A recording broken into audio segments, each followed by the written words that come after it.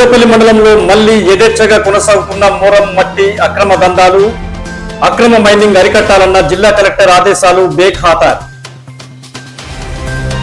పెద్దపల్లి అయ్యప్ప దేవాలయంలో చోరీ, హుండీ తాళం పగలగొట్టి కట్న కానుకలు నగదు జేబుల్లో నింపుకెళ్లిన దొంగ.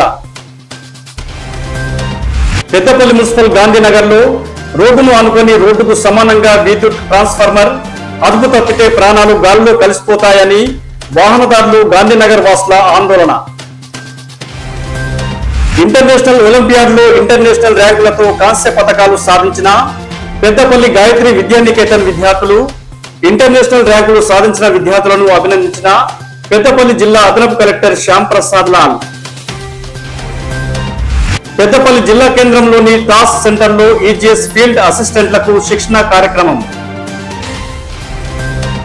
బ్రాహ్మణపల్లి గ్రామంలోని డిసిఎంఎస్ విత్తన ఎరువుల దుకాణంలో రైతులకు జీలుగ విత్తనాలు పంపిణీ చేసిన పెద్దపల్లి డిఏఓ ఆదిరెడ్డి, ఖరీఫ్ సీజన్ లో మంచి వర్షం కురిశాక జీలుగ విత్తనాలను సాగు చేయాలని రైతులకు సూచించిన డిఏఓ.